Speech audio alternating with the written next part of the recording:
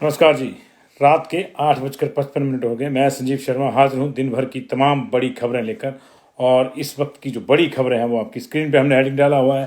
कांग्रेस 49 सीटें जीत रही है। Kavita Sharma ji, thank you very much for watching. Kindly share कर दीजिएगा इसको। सबसे पहले जुड़ाव के लिए शुक्रिया।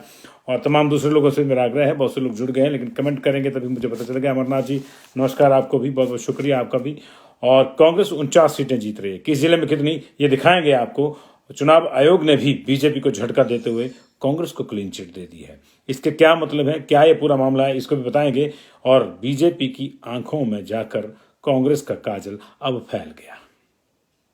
उसका कालिक, उसकी स्याही किस किस के दामन की ओर को जारी, इसकी चर्चा विस्तार से करेंगे। सुबह भी हमने इसका हिंट दिया था, लेकिन सबसे पहले खबर लेंगे। पुलिस पेपर लीक के मास्टरमाइंड ने समर्पण कर दिया है। जी हाँ, पुलिस पेपर जो हुआ था उसका जो मास्टरमाइंड है उसकी तलाश लंबे समय से पुलिस को थी और अंततोगत्वा अब उसने जो है सरेंडर कर दिया है। कांगड़ा के कोर्ट में सरेंडर कर दिया। बड़ा दिलचस्प मामला है। पहले ये मिल ही नहीं रहे थे, और अब एक के बाद एक मिल रहे हैं। थोड़े दिन पहले भी 2-3 लोगों ने जो है वो सरेंडर किया था और आज मास्टरमाइंड भी सरेंडर कर गया। बहुत मजेदार चीज है। हमारी पुलिस काश हमेशा इसी तरह से सफलता पे सफलता हासिल करती। अब मुझे नहीं पता कि चुनाव के नतीजों से इसका कोई लेना देना है या नहीं, लेकिन अच्छी बात है। पुलिस भर्ती घोटाले के जितने भी आरोपी हैं वो सलाखों के पीछे होने चाहिए। तो पुलिस पेपर लीक मामले में स्पेशल इन्वेस्टिगेशन टीम एसआईटी को बड़ी सफलता मिली है और उसने मामले के मास्टरमाइंड भरत यादव को जो है वो एक तरह से नैब कर लिया है। उन्होंने आज है इस भरत यादव ने कांगड़ा कोर्ट में सरेंडर कर दिया है। वहीं आरोपियों से जब्त किए गए मोबाइल फोन से अहम साक्ष्य भी जुटाए गए हैं। हिमाचल पुलिस कांस्टेबल भर्ती की लिखित परीक्षा के लीक हुए पेपर, सॉल्व पेपर, जिनमें से 6-8 गलतियां भी थी, उनको भी रिकवर किया। जानबूझ के गलतियां करी गई थी शायद, ये उनको भी रिकवर किया गया है। कांगड़ा के कोर्ट ने भरत यादव को न्यायिक हिरासत में भेज दिया है। मंगलवार को उन्हें न्यायाधीश शिखा लखनपाल की अदालत में पेश किया गया था और उससे पहले एसआईटी ने बिहार से मास्टरमाइंड भरत यादव के 5 अन्य साथियों को 6 माह पहले गिरफ्तार किया था। इन सभी की मिलीभगत से प्रिंटिंग प्रेस से पेपर लीक होने का मामला जो है वो बताया गया कि इस तरह से हुआ। अरविंद कुमार को 6 महीने पहले, जो इसके भरत यादव के साथी थे, उनको 6 महीने पहले गिरफ्तार कर लिया था। भरत यादव अभी तक फरार चल रहा था और इनके से जानकारी मिली थी उसके अनुसार प्रिंटिंग प्रेस में part time worker Sudhir Kumar Yadav ने मार्च में हिमाचल पुलिस कांस्टेबल भर्ती की लिखित परीक्षा का पेपर लीक किया था और बाद में उसको कुछ और एजेंट्स के माध्यम से बेच दिया गया। तो ये बड़ी सफलता इस वक्त जो है हिमाचल प्रदेश पुलिस को मिलती हुई। एसआईटी जो बनाई गई थी उसने अब मास्टरमाइंड भरत यादव को भी गिरफ्तार कर लिया गया है। आरोपियों से बिहार, यूपी, हरियाणा, राजस्थान, पंजाब, दिल्ली और हिमाचल के जो तमाम गिरोह थे ये पता चला है। तमाम मतलब एक से आगे एक गिरोह जुड़ रहा था और 183 आरोपी अब तक गिरफ्तार हो चुके हैं या पकड़ में आ चुके हैं। ये भरत यादव ने सरेंडर किया है। 2 दिन पहले 2 और लोगों ने सरेंडर किया था। पुलिस स्टेशन गगल में 91 आरोपियों के खिलाफ मामला दर्ज किया गया है। एफआईआर दर्ज होने के बाद कांगड़ा कोर्ट में चार्जशीट दाखिल की गई थी। पुलिस स्टेशन अर्की में दर्ज किए गए केस में 29 आरोपियों के खिलाफ चार्जशीट दायर की गई है और सीआईडी के पुलिस थाना भराड़ी में भी मामला दर्ज किया गया है। इसके तहत 61 आरोपियों के खिलाफ चार्जशीट दायर की गई है।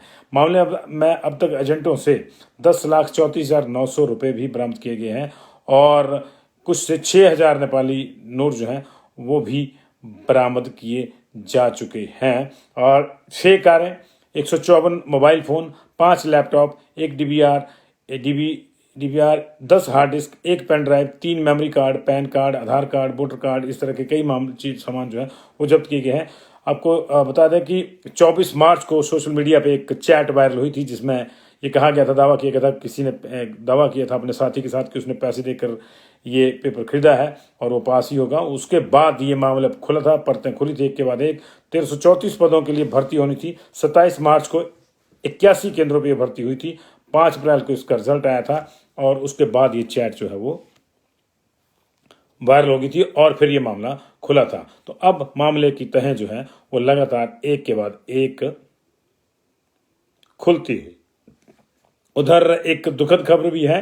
कांगड़ा जिला के बवारना में पिछले दिन जो बच्चों को राष्ट्रीय कृमि दिवस पे एल्बेंडाजोल की दवाइयाँ खिलाई गई, उनके सेवन से एक छोटी बच्ची की जो है मौत हो गई है। उसको दवाई खिलाने के बाद उल्टी आई और वो श्वास नली में उसकी शायद दवा चलेगी या उल्टी चलेगी, तो उसके बाद जो है बच्ची की तबीयत बिगड़ गई। उसको नज़दीकी हॉस्पिटल ले जाया गया लेकिन वहाँ काम नहीं बना और वो तब तक उसकी दुखद मौत हो चुकी थी। अभी इस पे जांच चल रही है, प्रशासन ने जांच बुलाई है और घटना की जांच के लिए स्वास्थ्य विभाग की एक टीम भी जो सीएमओ धर्मशाला ने गठित की है। लेकिन ये दुखद है कि एक बच्ची की मौत इस तरह से हो गई जी। अब एक और दूसरी खबर लेते हैं। मंडी के समीप पंडोह में आज शाम एक ट्रक जो है वो डैम में गिर गया। हालांकि मौके पर जो गोताखोरों की टीम थी वो जो तैनात रहती है बांध पर ही, उसने तुरंत प्रभाव से रिएक्ट करते हुए जो है ड्राइवर को बचा लिया। ड्राइवर ही ट्रक में था। ये ट्रक थोड़ा ज़रा खाली ट्रक था और स्पीड से जा रहा था, मोड़ नहीं कटा और ये सीधे जो है डैम में जा गिरा। हादसे के कारणों की छानबीन के लिए केस दर्ज किया गया है। ट्रक अभी भी डैम में तैरता हुआ दिखाई दे रहा है, जिसकी वजह से जो है वहाँ तमाशबीन भी जुटे हुए हैं। उधर अगली खबर लेंगे। जयराम ठाकुर ने आज गुजरात में चुनाव प्रचार किया। हमारे जिस खबर पे आ रहे हैं, कांग्रेस वाली खबर पे आ रहे हैं, जयराम ठाकुर ने आज गुजरात में जो है वो चुनाव प्रचार किया। उन्होंने स्टार प्रचार के तौर पर नडियाड, बेजलपुर और नारायणपुरा विधानसभा क्षेत्र में पार्टी प्रत्याशियों के लिए वोट मांगे और वहां भी उन्होंने राज और रिवाज की बातों को जो है वो सेंट्रल उसमें थीम में रखा और उन्होंने कहा कि हिमाचल प्रदेश में रिवाज बदल रहा है बार बार सरकार को बदलने का। वहाँ के लोग भी हमें, उन्होंने कहा कि हिमाचल के लोग भी हमें दोबारा सत्ता में ला रहे हैं, इसलिए आप गुजरात में भी फिर से बीजेपी को सत्ता में लाइए। उन्होंने कहा कि गुजरात के चुनाव में थोड़ा सा सहयोग देने के लिए आया हूँ। हिमाचल में चुनाव हो चुके हैं, यहाँ के साथ ही मतगणना होगी और हिमाचल में इस बार फिर से भाजपा की सरकार बनेगी। जयराम ठाकुर ने कहा कि हमने इस बार नारा दिया था कि सरकार नहीं, हम रिवाज बदलेंगे और गुजरात की तरह लगातार बीजेपी की सरकारें बनाकर सेवा करेंगे। उन्होंने इस मौके पर पीएम मोदी और उनकी कार्यों की भी सराहना की। अब बात करते हैं बीजेपी की आंखों में चुनावी वेला में गए कांग्रेस के काजल की। पवन काजल ने अपने खिलाफ काम करने को लेकर बीजेपी नेताओं के ऊपर टिप्पणियां करते हुए एक पत्र लिखा है जगत प्रकाश नड्डा को। सुबह हमने आपको इसकी जानकारी भी थी। पवन काजल कह रहे हैं कि उनके खिलाफ मुख्यमंत्री के खासम खास और बीजेपी कांगड़ा के नेता मनीष शर्मा, जिला परिषद के जो अध्यक्ष है वहाँ रमेश बराड़ और पूर्व विधायक जो है बीजेपी के संजय चौधरी, उन्होंने उनके खिलाफ काम किया। ये पवन काजल का कहना है और उन्होंने जिला परिषद के चेयरमैन संजय बराड़ पर भी आरोप लगाया। उन्होंने कहा है कि इन लोगों ने मेरे खिलाफ काम किया है। जगत प्रकाश नड्डा को उन्होंने एक लेटर लिखा है। उस लेटर में उन्होंने भी कहा है कि मनीष शर्मा जो मुख्यमंत्री के खासम खास हैं और बिना कोई चुनाव लड़े वहाँ पे पूरी 5 साल राज करते रहे। आप ध्यान दीजिएगा कि 5 साल जो है वो राज करते रहे एक तरह से। उन्होंने कुछ प्रधानों को 20-20 लाख रुपए तक का प्रलोभन दिया कि पवन काजल के खिलाफ वोट करवाइए। क्यों, ये तो बात की बात है, लेकिन उन्होंने ये भी लिखा है उस पत्र में कि वो चाहें तो वो इसके सबूत भी दे सकते हैं, ये उन्होंने कहा है पवन काजल ने। और हालांकि मनीष शर्मा ने जो है इन आरोपों को झूठे निर्धार बताया है। उन्होंने कहा कि कोई भी पार्टी के खिलाफ उन्होंने काम नहीं किया है। उधर इस बात के लिए भी टिप्पणियां चल रही हैं पवन काजल को लेकर कि वो मीडिया में क्यों गए, उन्हें जगत प्रकाश नड्डा को क्यों लिखा, सुरेश कश्यप को क्यों नहीं लिखा, जयराम को क्यों नहीं लिखा। तो उन्होंने कहा कि ओवरऑल बॉस वही है। उधर बराड़ ने भी इस चीज़ का खंडन किया है कि उन्होंने पवन काजल के खिलाफ काम किया है। और संजय चौधरी ने तो यहाँ तक कहा है कि मुझे किसी सभा में, जनसभा में, नुक्कड़ सभा में प्रचार के लिए जब बुलाया ही नहीं गया तो मैं कैसे जाता।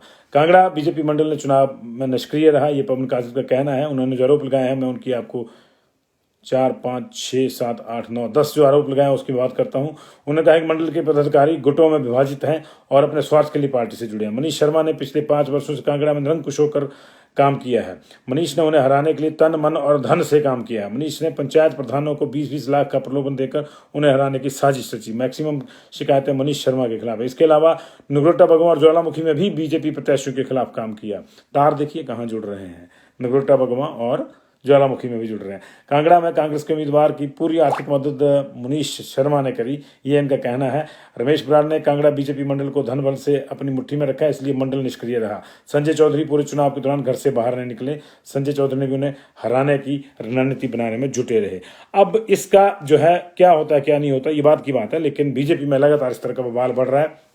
गुलाब सिंह का एक ऑडियो आया था, उन्होंने कहा था कि पैसे वालों को टिकट दिया गया। उससे पहले राम सिंह ने शरेआम आरोप लगाए थे कि भ्रष्ट लोगों को, पैसे वाले लोगों को और जो पार्टी के खिलाफ काम करते हैं उनको कुल्लू से टिकट दिया गया। जब महेश्वर सिंह को टिकट दिया, बाद में उनकी भी कट गई थी उनके बेटे की महत्वाकांक्षाओं के चलते। लेकिन तब राम सिंह ने, जो पार्टी के महासचिव भी रहे, पार्टी के वरिष्ठ उपाध्यक्ष भी हैं, उन्होंने ये कहा था। संघ परिवार के खास माने जाते हैं राम सिंह, उन्होंने भी आरोप लगाए थे। उससे पहले जगत प्रकाश नड्डा को लपेटा था किसने?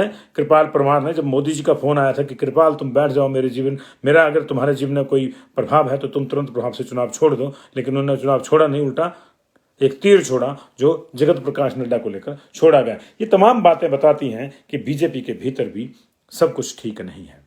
कांग्रेस की तो सरेआम सामने आ रही हैं कि लोग चीफ मिनिस्टर बनने चले हुए हैं।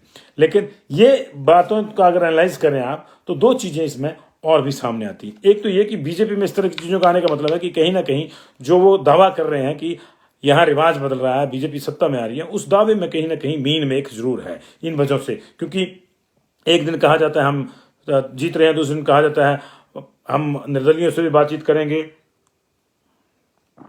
जरूरत पड़ने पर। तो ये तमाम बयान जो है अगर आपको इनको इकट्ठा करके देखें तो कोई अच्छे संकेत नहीं है। पवन काजल को लेकर कहा जा रहा था कि बीजेपी, जाहिर है कि बीजेपी उनको इसलिए ले गई थी अपने पास क्योंकि वो जीत रहे थे कांगड़ा से। लेकिन अब अगर जिस तरह से शिकायतें आई हैं तो फिर ये भी एक अच्छा संकेत नहीं माना जाता। वो जीतेंगे या हारेंगे इसका पता 8 तारीख को चलेगा, लेकिन ये तमाम संकेत अच्छे नहीं है। ये संकेत अच्छे नहीं है और इन्हीं संकेतों की वजह से जो है अब बीजेपी को लेकर कई चर्चाएं, और बीजेपी का जो मिशन रिपीट है या रिवाज बदलो वाला मिशन था, उसको लेकर अब जो है कई सवाल खड़े हो जाते हैं। सवाल कांग्रेस ने खड़े करे थे स्ट्रांग रूम्स की सुरक्षा पे, अपने तंबू गाड़ दिए थे उन्होंने आधा दर्जन जगहों पे, घुमारवी में, उधर रामपुर में भी शुरू हो गया है, फिर धर्मपुर में और कई और जगहों पर भी उन्होंने जो है आधा दर्जन जगहों पे तंबू गाड़े थे। लेकिन आज उसके ऊपर फिर बीजेपी ने भी आक्षेप किया था। बीजेपी ने कहा था कि कांग्रेस जो है ऐसा करके नियमों की उल्लंघन कर रही है और वो निर्वाचन आयोग के लिए एक शिकायत कांग्रेस ने बीजेपी ने भेजी थी कांग्रेस के खिलाफ। लेकिन आज बीजेपी को उस समय झटका लगा जब मुख्य चुनाव अधिकारी मनीष गर्ग ने कहा कि इसमें कुछ भी गलत नहीं है। उन्होंने साफ कहा है कि स्ट्रांग रूम के बाहर तंबू लगाना नियमों के खिलाफ नहीं है। उल्टा उन्होंने ये कहा कि कोई भी दल स्ट्रांग रूम के बाहर कैंप लगा सकता है, और यही नहीं, उनको सुविधा देने का काम जो है वो निर्वाचन आयोग का है। ये मनीष गर्ग ने कहा है कि कोई भी दल स्ट्रांग रूम के बाहर कैंप लगा सकता है, उल्टे उन्हें सुविधा देना इलेक्शन कमीशन की जिम्मेदारी बनती है। राजनीतिक दलों का स्ट्रांग रूम के बाहर कैंप लगाना कोई नई बात नहीं है। उन्होंने कहा कि भाजपा के लीगल सेल ने कांग्रेस के तंबू लगाने को लेकर जो शिकायत दी थी उसको उन्होंने संबंधित निर्वाचन अधिकारी को भेज दिया है। लेकिन ये जिस तरह से उन्होंने स्पष्ट किया है, निश्चित तौर से इससे कांग्रेस के खिलाफ जो शिकायत गई थी बीजेपी की लीगल सेल की, तो उस पे भी अब बीजेपी के लीगल सेल की भी एक तरह से फजीहत इसमें हुई है। कांग्रेस ने धर्मपुर, किन्नौर, पांवटा साहिब, घुमारवीं, नाचन, भुंतर, गगरेट और अब शायद रामपुर में भी शुरू कर दिया है। उन्होंने जो है ये तंबू लगा रखे हैं और कुछ जगहों पे तो धर्मपुर में जैसे कांग्रेस के प्रत्याशी चंद्रशेखर ने कहा था कि वहां उन्होंने सीसीटीवी भी लगाया जिससे पता चलेगी कब कौन आ जा रहा है। तो ये सारी चीजें थी। लेकिन इससे भी बड़ी बात जिस खबर का आप इंतजार कर रहे हैं, कांग्रेस 49 सीटें जीत रही है। 49 सीटें जीत रही है जी। शिमला जिले में 6, सिरमौर में 4, सोलन में 3, ऊना में 4, बिलासपुर में 3, मंडी में 5, कांगड़ा में 11, चंबा में 3, हमीरपुर में 4, कुल्लू में 4 और ट्राइबल जिलों की दोनों सीटें कांग्रेस जीत रही है। ये हम नहीं कह रहे हैं, ये हम नहीं कह रहे हैं और ना ही ये कोई एग्जिट पोल है, ना ही ओपिनियन पोल है। आज ये कांग्रेस की जो समीक्षा बैठक हुई उसमें ये सामने आया है। कांग्रेस ने आज एक समीक्षा बैठक करी थी, राजीव शुक्ला ने ये बैठक कंडक्ट करी थी और वर्चुअली कुछ नेता दिल्ली से भी जुड़े थे जो दिल्ली में हैं, सुखविंदर सुक्खू, मुकेश अग्निहोत्री, ये लोग दिल्ली से जुड़े और बाकी जो कैंडिडेट थे वो अपने अपनी जगहों से जहां जहां वो थे वहां से वो इस मीटिंग में जुड़े। और ऐसी स्थिति में जो समीक्षा हुई उसका ये जो लबोलबाब आया है उसमें 2-3 चीजें की। एक तो ईवीएम की सुरक्षा को लेकर टिप्स दिए गए, फिर उसके बाद किस तरह से पोस्टल बैलेट्स की काउंटिंग के दौरान बिहेव करना है, काउंटिंग के दौरान क्या करना है, इसके करके। लेकिन सबसे बड़ी बात जिसमें जो सामने आई कांग्रेस की समीक्षा में, कांग्रेस के 49 लोगों ने यह दावा किया है कि वो 200% जीत रहे हैं। अब पता नहीं वो पहले से सलाह करके आए थे या कि नहीं, लेकिन सबने यही कहा कि दे आर विनिंग 200%, 200% जीत रहे हैं। 49 लोग थे ये कहां से? शिमला की 8 में से 6 सीटों पर कांग्रेस के प्रत्याशियों ने हाईकमान यानी अपने प्रभारी के सामने यह दावा किया इस वर्चुअल मीटिंग में कि वो 200% जीत रहे हैं। इसी तरह सिरमौर के 5 में से 4, यह हम आपको बताएंगे कि किसने नहीं किया, ये भी बताएंगे, लेकिन अभी आपको बता दें सिरमौर के 5 में से 4, 5 सीटें हैं, 4 प्रत्याशियों ने कहा कि चाहे जो मर्जी हो जाए दे आर विनिंग 200%, ये उन्होंने कहा। सोलन के 5 में से 3 ही प्रत्याशियों ने यह दावा रखा कि हाँ उनकी सीट श्योर शॉट है, दे आर विनिंग। ऊना में 5 में से 4 लोगों ने ये भरोसा दिलाया राजीव शुक्ला को कि आप लिख लीजिए ऊना में मैं भी जीत रहा हूं, मैं भी जीत रहा हूं, मैं भी जीत रहा हूं, मैं भी जीत रहा हूं। 4 लोगों ने ये भरोसा दिलाया। अब ठीक है, उसमें से कुछ का तो आपको भी पता होगा, लेकिन कुछ का नहीं होगा। लेकिन एक कौन था ये भी बताएंगे कि जो भाई नहीं बोला। बिलासपुर में 4 सीटें हैं और यहां भी 3 लोगों ने दावा किया कि वो जीत रहे हैं और 200% जीत रहे हैं। मंडी में 10 में से 5 लोगों ने यह दावा किया कि हाँ उनकी जीत तय है और वो जीत के एमएलए बन के आ रहे हैं। इसी तरह कांगड़ा की 15 में से 11 सीटों पर कांग्रेस वालों ने दावा किया है कि वो जीत रहे हैं और उनके खिलाफ कोई दूर दूर तक नहीं है, वो अच्छे मार्जिन से जीत रहे हैं। 11 लोगों ने, 15 में से 11 लोगों ने। कांगड़ा ही तय करता है, 10+ सीटें आ गई किसी की तो तय है कि सरकार उसकी बनेगी। चंबा में 5 सीटें हैं, 3 लोगों ने दावा किया कांग्रेस के प्रत्याशियों ने अपनी इस वर्चुअल मीटिंग में की समीक्षा में कि हम लोग जो मर्जी हो जाए नतीजा हमारे पक्ष में आएगा, हम जीतेंगे, ये उनका कहना है। हमीरपुर की 5 में से 4 सीटों पर कांग्रेस वालों का दावा है कि वो जीतेंगे। अब देखिए मजेदार चीजें आ रही हैं सामने। कुल्लू में 4 कांग्रेसी प्रत्याशी दावा कर रहे हैं कि हम जीत रहे हैं। 4 कांग्रेसी प्रत्याशी दावा कर रहे हैं कि जीत रहे हैं। इसी तरह ट्राइबल जिला किन्नौर और लाहौल स्पीति के जो कैंडिडेट थे कांग्रेस के, उन्होंने भी दावा किया है कि वो जीत रहे हैं। कुल मिला के ये 49 हो जाते हैं, लेकिन वो 19 कौन है जिन्होंने दावा नहीं किया? आप ये भी जानना चाहते होंगे, उनकी चर्चा जरूर करेंगे। लेकिन दिलचस्प है कि कांग्रेस ने जो दावे किए हैं उसमें कांगड़ा में तो उन्होंने 11 सीटों का दावे किए हैं, 11 के प्रत्याशियों ने दावा किया है कि वो 110% जीत रहे हैं।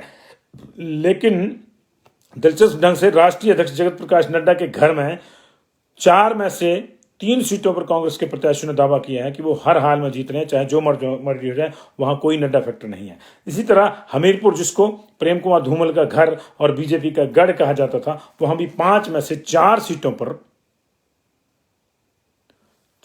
पर कांग्रेस वालों ने दावा किया है कि वो हर हाल में जीत रहे हैं। ये दिलचस्प तथ्य जो है, ये दिलचस्प आंकलन, ये दिलचस्प समीक्षा जो है, ये कांग्रेस की आज जो वर्चुअल मीटिंग हुई उसमें आया था। हालांकि ये तमाम वो लोग हैं जिन्होंने वर्चुअल मीटिंग से पहले भी कांग्रेस अध्यक्ष को मेन कार्यालय में जो है इस तरह की सूचना जो है वो प्रेषित की है कि हम लोग जीत रहे हैं। समीक्षा बैठक अपने अपने स्तर पे जो हो रही थी, उसके बाद जो एक लिस्ट बनी है कांग्रेस हुई है। लेकिन आप ये दिलचस्प है, हम कल तक आपको ये भी बता देंगे कि किस जिले में किसने जो है कहा है कि उसकी सीट जो है श्योर नहीं है। हारने को लेकर तो हम नहीं बताएंगे किसने कहा कि हार रहे हैं। कुछ लोग ऐसे भी थे जिन्होंने कहा कि हम हार रहे हैं, मजेदार बात है, और उन्होंने एक्सेप्ट किया है। लेकिन कुछ ने कहा कि उनकी सीट फंसी हुई है। वो फंसी हुई सीट वाले कौन है ये भी आपको बताएंगे। लेकिन दिलचस्प है कि बीजेपी का दावा आया था मतदान वाले दिन, सबसे पहले दावा किया था राजीव बिंदल ने, चुनाव प्रबंधन समिति के अध्यक्ष हैं वो। उन्होंने दावा किया था मीडिया के बाद जब वोट डाल के बाहर निकले थे कि 40 to 45 सीट्स, उनका कहना था 40 to 45 सीट्स लेके बीजेपी रिपीट कर रही है, रिवाज बदल रही है। उधर रामपुर में जब वोट डालने के लिए प्रतिभा सिंह निकली तो उन्होंने कहा कि हमारी 45 सीटें आएंगी, 45 सीटें, माफ कीजिएगा 40 to 45 प्रतिभा सिंह ने कहा था और बिंदल ने एग्जैक्ट नंबर बताया था 45। उसके बाद सुरेश कश्यप ने भी बीच में दावा किया था कि 40 से ज्यादा सीटें आएंगी। मुख्यमंत्री ने अभी तक ये दावा नहीं किया कि कितनी सीटें आएंगी। उन्होंने कहा कि रिवाज बदल रहा है। तो गुजरात में भी वो कहा कि रिवाज बदल रहा है। कांग्रेस के बाकी लोगों ने भी कहा कि हम राज बदल रहे हैं। कांग्रेस वालों ने कहा कि राज बदल रहे हैं। 2-3 लोगों को छोड़ के किसी ने नंबर ऑफ सीट्स जो है वो नहीं किया। बीजेपी की किसी भी समीक्षा बैठक में यह भी नहीं आया कि नंबर ऑफ सीट्स क्या है। हालांकि मैंने आपको बताया कि 2007 और 2012 में जब समीक्षा बैठकें हुई थी तो कुछ लोगों ने यह भी कहा था कि हम जो है हार रहे हैं और कुछ लोगों ने कहा जीत रहे हैं। हालांकि जितनों ने कहा था कि जीत रहे हैं उनमें से बहुत से हार गए थे। तो ये समीक्षा बैठकें इस तरह से होती भी हैं। बहुत से लोग जो है सच बोलने में थोड़ा कतरा जाते हैं या एक्सेप्ट नहीं कर पाते, लेकिन कुछ ऐसे भी दलेर होते हैं जो बोल देते हैं कि नहीं भाई मैं तो हार ही रहा हूँ। मुझे अच्छी तरह से याद है बीजेपी की 2 महिला नेत्रियों ने उस चुनाव में साफ कहा था कि वो हार रही हैं और वो हारी भी। लेकिन कुछ ऐसे भी थे जिन्होंने कहा कि 110% जीत रहे हैं और पिछली बार 15,000 से जीते थे, कुछ नहीं होगा तो 1500 से जीत जाएंगे, वो लुढ़क गए थे।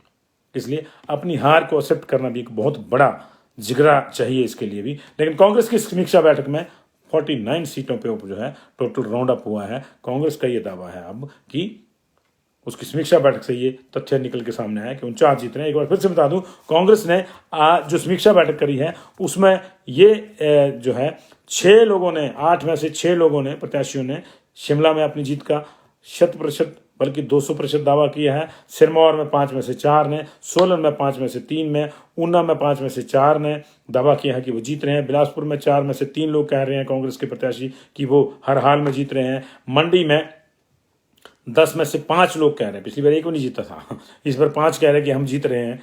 और कांगड़ा में 15 में से 11 लोगों ने दावा किया है कि वो हर हाल में जीत रहे हैं। चंबा में 5 में से 3 ने दावा किया है कि वो जीत रहे हैं। हमीरपुर में 5 में से 4 कांग्रेसियों ने दावा किया है कि हर हाल में वो जीत रहे हैं, चाहे जो मर्जी हो जाए। कुल्लू के सभी प्रत्याशियों का कहना है कि दुनिया इधर से उधर हो जाए, वो जीत रहे हैं। ट्राइबल के दोनों जो कैंडिडेट हैं, लाहौल स्पीति और किन्नौर के कांग्रेस के, वो कह रहे हैं कि वो जीत रहे हैं। कौन जीतता है कौन नहीं जीतता वक्त बताएगा, वो वक्त 8 तारीख को आएगा। इंतजार में मजा है, मजा कर लेते रहिए। और जो है आज की खबरों को हम यहीं विराम देंगे। कुछ और अगर खबर आई है तो मैं इसको चेक करता हूँ। मेरा ये सिग्नल आया है कुछ, जी नहीं।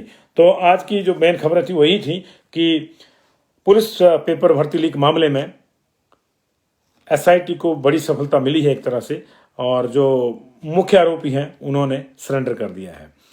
और मुख्य आरोपी के सरेंडर करने के बाद जो है अब इस मामले में 183 के आसपास गिरफ्तारियां हो गई हैं। उसको जो है भेज दिया गया है न्यायिक हिरासत में, और माना जा रहा है कि अब बड़ी तेजी से इस मामले का पटक्षेप जो है वो हो जाएगा। उधर पवन काजल ने बीजेपी के कुछ नेताओं के खिलाफ शिकायत करी है जगत प्रकाश नड्डा को, और गंभीर आरोप लगाए हैं। ये आरोप चर्चा का विषय बने हैं क्योंकि बीजेपी में लगातार इस तरह की चीजें अब सामने आ रही हैं।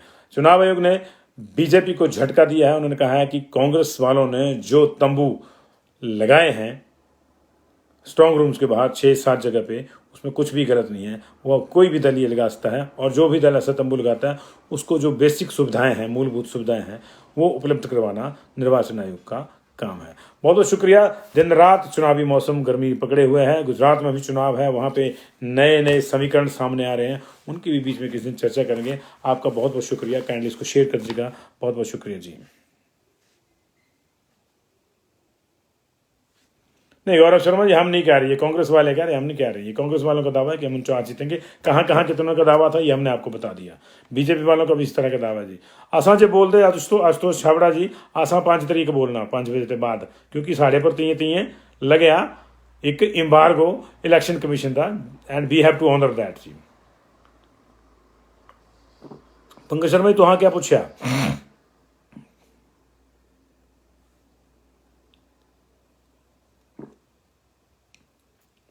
अमृत ठाकुर जी बिल्कुल सही बात करी। जीत हार पर माथा पच्ची करना बेकार है, नतीजा आ जाएगा, लेकिन जो लड़े हैं उन्होंने तो करनी है। रमाकांत अवस्थी जी, कोई भी आंकड़ा फेल हो सकता है, कोई भी नतीजे आएंगे ना, ये तो सारी समीक्षाएं, हर पार्टी की अपनी अपनी समीक्षाएं जी। आप भी तो समीक्षा ही कर रहे हैं कि फलानी जगह फलाना जीत रहा है, ये भी तो आपका क्यास ही है। जीतेगा तो वही जिसकी ईवीएम से जिसको ज्यादा मत निकल के बाहर आएंगे।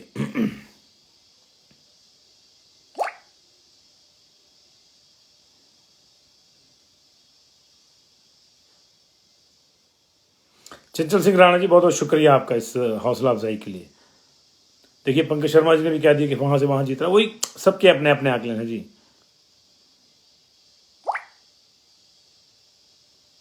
पीडब्ल्यूडी के मल्टीटास्क वर्कर्स की बात करेंगे जी हम जी। बिल्कुल सही सवाल एक मेरे दर्शक ने उठाया, अमित सिंह जी, कि अब क्या फायदा सीबीआई का, सरकार पुलिस भर्ती की बात करने हो, सीबीआई ने भी इस पे एफआईआर दर्ज करने की तैयारी करी है, तो इसलिए जल्दी जल्दी हो रहे हैं। अब कहीं ऐसा तो नहीं है कि जिन पुलिस के कुछ साहबों के नाम आए थे उनको लग रहा सीबीआई में मामला गया तो फिर वो भी फंसेंगे, ये भी एंगल देखना होगा, इसलिए जल्दी जल्दी सारे पकड़े जा रहे हैं।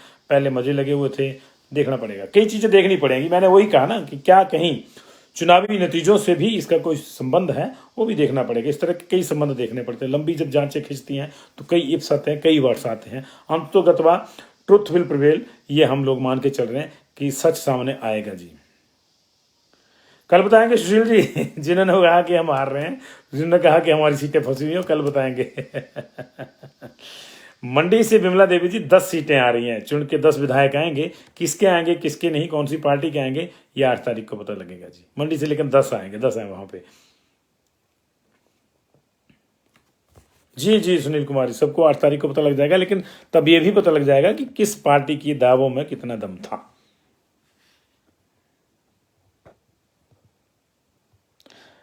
असलम जी कह रहे हैं कि असलम खान जी कह रहे हैं कि पीडब्ल्यू में सैलरी की खबर लगाओ, शायद कोई सैलरी वैलरी नहीं मिली है, पूरा पता